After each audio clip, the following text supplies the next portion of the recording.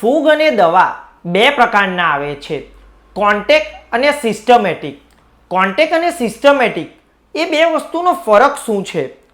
તો કોન્ટેક્ટ જે પણ દવા છે અથવા ફૂગ છે એ દવા છોડની સપાટી પર જ રહે છે.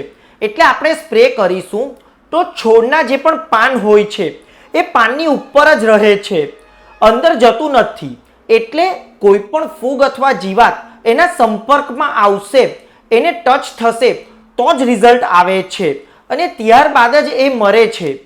અને એના કરતાં જ ઊંધું સિસ્ટમેટિકની અંદર, સિસ્ટમેટિક જે પણ દવા છે એ છોડની અંદર જાય છે, એના પાન અથવા મૂળની મદદથી એ જે પણ છોડ છે એની અંદર જાય છે અને જે પણ છોડ છે એની બોડીની અંદર એ પસરે છે અને જે પણ ફૂગ છે, જીવાત છે એને ખાશે અથવા એના ટચની અંદર આવશે અને ત્યારબાદ એ મરે છે.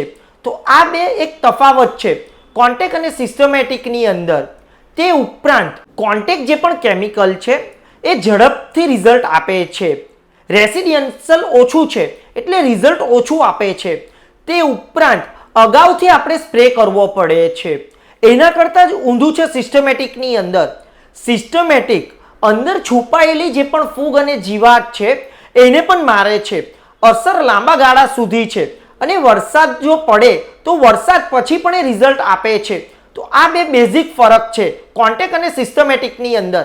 તો ખેડૂત મિત્રો, આપણે જો દવાનો અથવા ફૂગનો ઉપયોગ કરીએ તો હંમેશા સિસ્ટમેટિક દવાનો જ ઉપયોગ કરવો જોઈએ કે જેથી લાંબા સમય સુધી આપણને દવાના રિઝલ્ટ મળે.